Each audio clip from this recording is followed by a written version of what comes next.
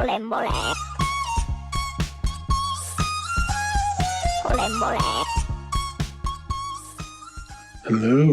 I am Dan. And I'm Can.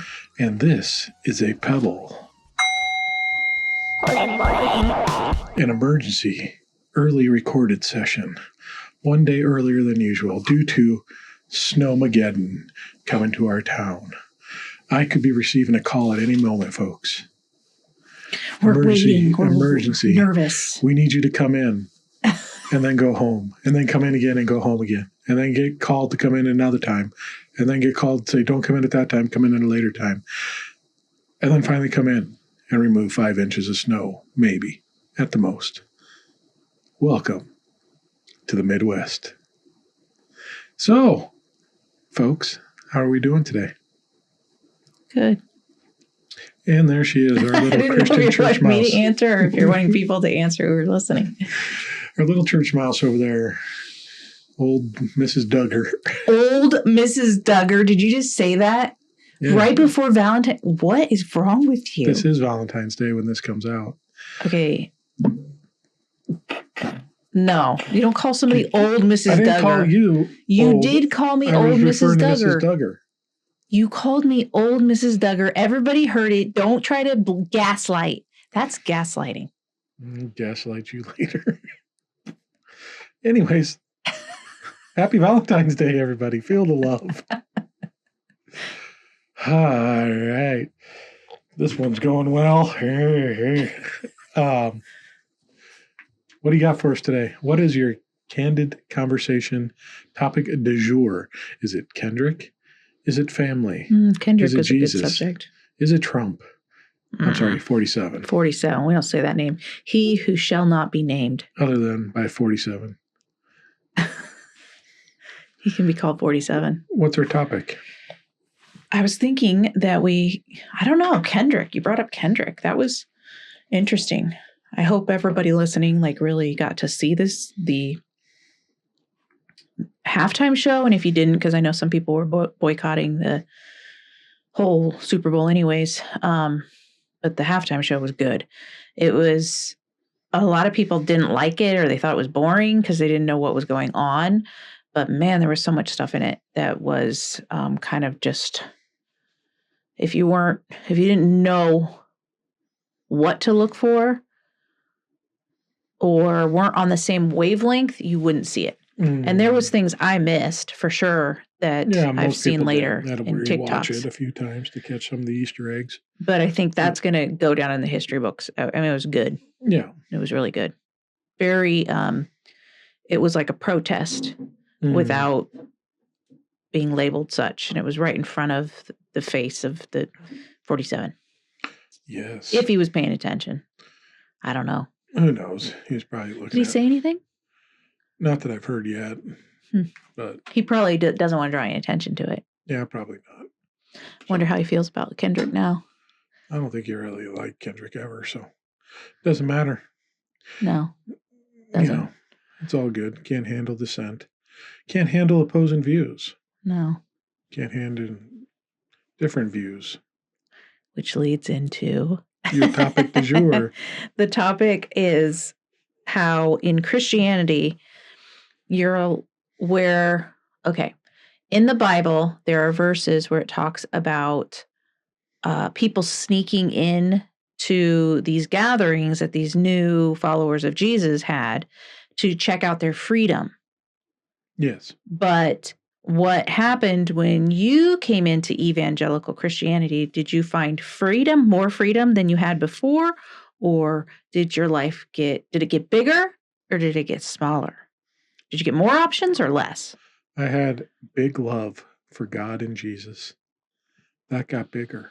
Why are you deflecting? Answer the real question. I am answering the question. I didn't ask you about your love for God and Jesus. It was bigger and bolder. Did your life? Very much bolder. I was able to proclaim it to all 4 corners of the earth. Or one corner that I lived in. I got bigger in the amount of money I was donating to the cause. So your bank account got smaller, is what I'm hearing. No, I was being blessed maybe other than financially, but spiritually for my. But were people sneaking in? Did you sneak into the No, church, people or were did you come sneaking- into the church knowing there was freedom? People were sneaking out of the church looking for freedom. And taste it. And honestly, that's what it is. I mean, you were more restricted when you went into evangelicalism, speaking from our point of view. Yeah. You had to give up your sinful behavior, which was the behavior that you found natural. And maybe it was some things you didn't like about yourself, which is fine. And you would have eventually given them up irregardless. But it highlighted it, pointed it out. They were immaturities probably that you would have matured out of at some point. It was stuff that was deemed judge-worthy, so they judge you for it and point you in the right direction according to their beliefs. So it restricted your life. You weren't free to explore anymore because some of that exploration was, quite frankly, demonic or sinful behavior. Or so just stay within here. Just not Christ-like. Yeah. Putting up a fence in your backyard and telling your kids to stay in there and play. Well, don't go outside because it's dangerous outside the fence. And the reason I would ask you is because, yes, you were raised Catholic, but very loosely. Mm-hmm. And you came into evangelicalism, whereas I was never outside of evangelical, fundamentalist kind of. I was always raised in it. So the restrictions were always on me. I didn't know that being without the restrictions would, like, I didn't know. You didn't know. You were born inside the yard. I didn't have a clue that. Okay, so in the fence analogy, where parents make a fence, and that's where you're allowed to play and explore. And you do not go outside the fence. It's dangerous. There's evil people out there. There's ice cream trucks with pedophiles in it. There's all sorts of nefarious things. Drug dealers standing outside the fence. Someone was always out to get you. Everybody was a bad guy that wasn't a believer. And they're outside your backyard fence. Yeah. You grew up in that. You never knew anything outside of the fence. When you got in your teenage years and a little older, you started. When I started to work outside of my bubble, I started to get exposed to other people. Yeah, you were putting your ear to the fence, kind of peeking through the holes in the fence. Now, I was outside the fence. Yeah. And I said, I'm going to come into that fence. Yes, that's why I don't understand that. And when I came in the fence, I then understood my boundaries, that I could not go back outside the fence again. Okay. So in my example, I quit swearing. I quit drinking. Mm-hmm. I limited my speech and my form of expression because that was the dutiful thing to do to God and Christ and Lord and Savior. That was Almighty. You became more buttoned up. Yeah. You became more prude. Yeah. Kind of. Well, right? I don't know about that. It's Valentine's Day. We can talk about that. Valentine's Day. Valentine's Day is not. Stop trying to make it just a blanket statement that you can say whatever you want. It fits. Today's Valentine's Day. Valentine's Day. I ain't no prude. Valentine's Day. Anyways, so I just think it's interesting that back then, followers of Jesus, people were sneaking in to see their freedoms, right? Yeah. And that's the thing today. It's the opposite. You were an example of someone that was born inside the fence, and you were sneaking out to experience freedoms. I had to go. Yeah, I had to peek out and sneak. So you started tasting freedom when you started stepping outside the fence. Yes, and the only times you would feel, it's not like you felt what you were doing was wrong. I wasn't doing things. I mean, people do all sorts of things, but I wasn't doing anything that was terribly wrong. I would feel. But it was. I would always feel a pressure that I need to be telling people about Jesus, though. Yeah, you were doing things that wouldn't be that. It would just be considered normal. Your close group, your family, and whatnot would consider sinful behavior. Yeah, but it really wasn't devious behavior. You'd listen to the pop rock music station instead of contemporary Christian music or talk radio Christian preachers. Yeah, you got into Chicago. Celine Dion, which would have been wrong. Instead of Jars of Clay. That would be considered, that was the freedom you were tasting. Yeah. But then I felt guilt and shame. Yeah. And I had to get rid of all of it. Yeah. So it wasn't really that you were being this awful person. No, I was doing something that your common person would be like, that's ridiculous. Yeah. Those are like the tamest singers. I mean, you think back and you say, I listened to Chicago. And at that time you'd be like, I'm so much a devious sinner. for listening to Chicago. I'm feeling what? Imagine feeling guilt and shame for listening to Chicago. It sounds so ridiculous, but it's true. Yeah. Or especially felt guilty because I really liked Britney Spears, Christina Aguilera. And those were, I mean, they showed their tummies. They did. And oh my goodness. And danced around inappropriately. Yeah. Yeah, it was, and that was, you started experimenting with that too. You started getting your own money so you could buy your own clothes and everything else. Mm-hmm. So I started, when we were married, I had drinks sometimes. Yeah. Felt guilt about that. I'm trying to even think. They just seem, these things seem so silly. Yeah, and they are. But that's the control and manipulation that they have. That's what they want to rein you in from because they don't want you tasting that freedom. If you have freedom, you're going to leave. You're going to eventually come to the point being like, that was fucking stupid. Like, this is just something so enjoyable and like Chicago, not hurting anybody or myself. Yeah. And I felt guilty about it. I listened to Britney Spears and I felt guilty about it. Okay, but this is how you would, the guilt, now I understand it was guilt and shame, which is a manipulation that is used. Guilt can be good. Yeah. Guilt is used to say, like, I did something that I probably shouldn't have done. I hurt somebody else or whatever. Guilt, as long as you use guilt that way. Shame is when you say, I am bad. Not I did something bad, but I am bad. And shame, I don't know. Shame is used in cultures to keep people in control of certain things. Yeah. And it can, maybe there's some benefit to it somewhere. I mean, I think almost anything can have some sort of benefit, I guess, if you look at it from a certain perspective. I don't know what it is, but whatever. So, but to feel shame for listening to Chicago or to having a glass of wine when you're 21 years old, which is so stupid.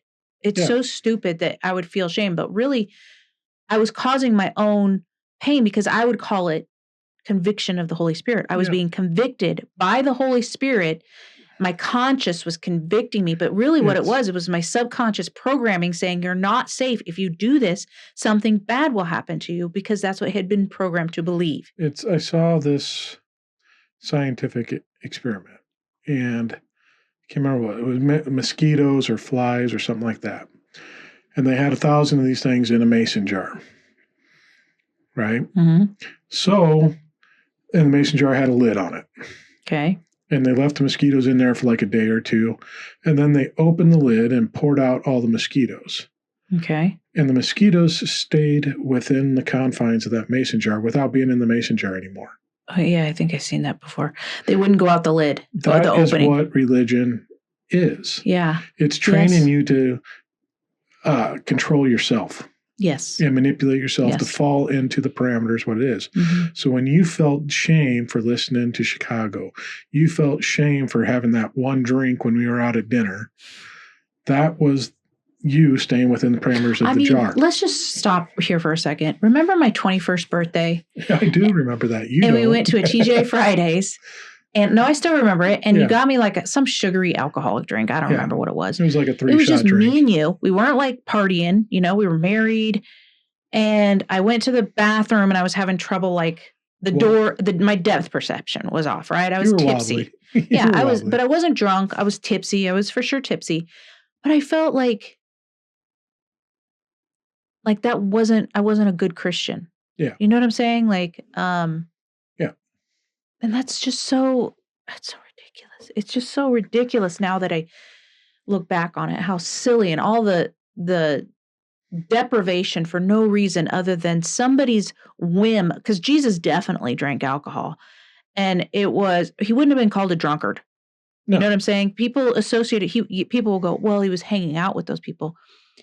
He had alcohol, okay? Because that's what they did. Because it wasn't like, it was safe to drink. Yeah. Because the water could be tainted. You know, the water was also bacteria and all sorts of stuff. In some areas, the water was also the sewer system. You went out and you squatted over the water. And if you were downstream, you could be drinking someone's shit. That's how dysentery got spread all over the place.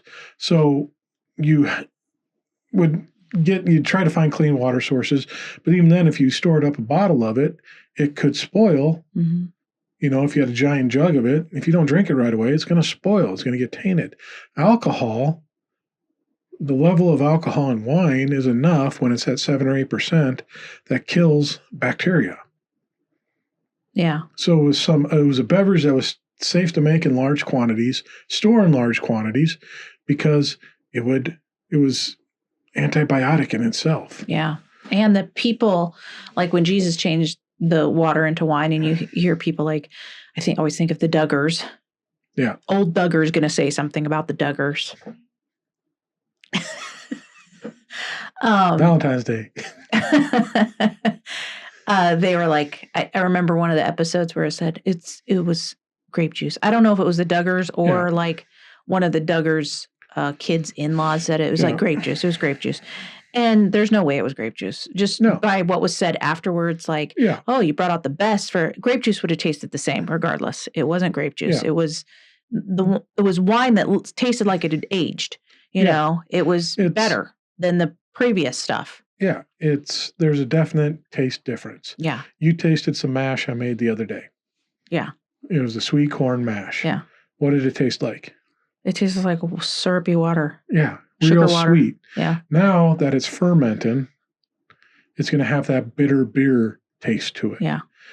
There is a noticeable difference between a sweet grape juice and a bitter fermented and wine. And they said, whoa, most people put out the best stuff first. And the better stuff would be the stuff that had aged a little bit because it's more expensive. It takes longer to make. It has to sit there for a little while, right? It's better. It milds out. As being a professional brewer and winemaker, the longer I don't know if you call yourself professional, amateur. You don't sell it. I'm good. Well, you don't sell it. But That's the what professional. longer it sits and it mellows. Yeah. Some of that bitter taste just kind of naturally it's gases trapped into the liquor that kind of evaporate out. So a lot of times when you open up an old bottle of wine, you let it breathe for a little bit. Why do you let it breathe? It lets all them bad gases out. And then it becomes a smooth drink again. Mm-hmm. So you let it breathe for 5 minutes, pour it out.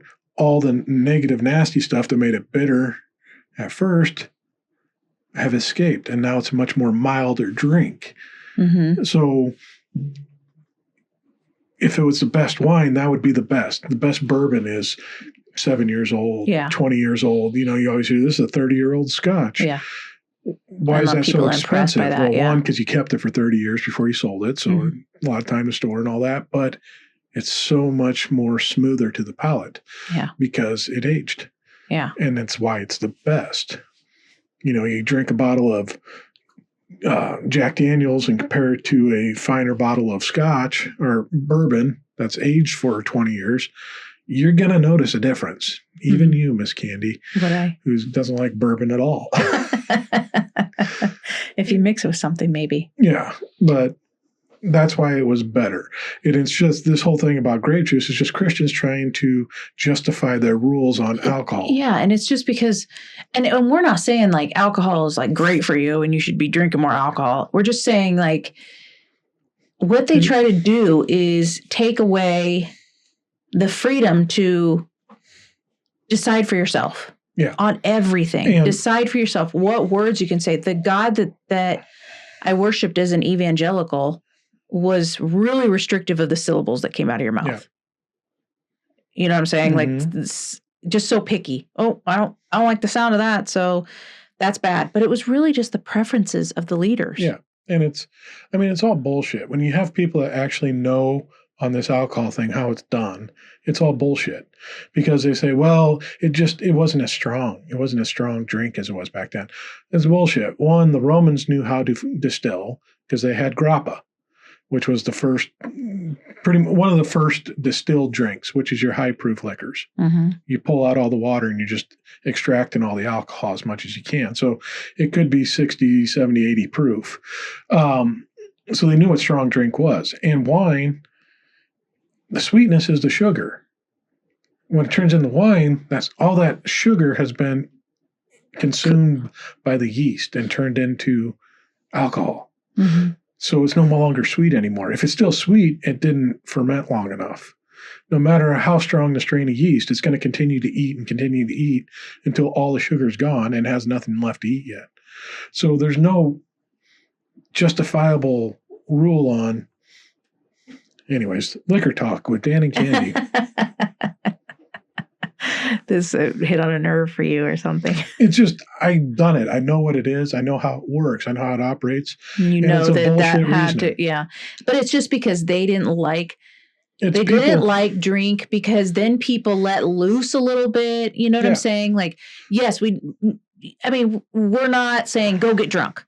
But a lot of time, like a glass of wine, a beer here and there, like these things healthy. Can be like what they really are used for. A lot of time is for people that you need to relax, right? I mean, a lot of times people will have a glass of wine at night because they want to relax, and if you don't have other tools, or maybe that's just one of the tools that you use sometimes. I mean, every once in a while I'll have a glass of wine. It's not something I do regularly, but I mean, it doesn't bother me if you do, or somebody else does. Like, I don't care.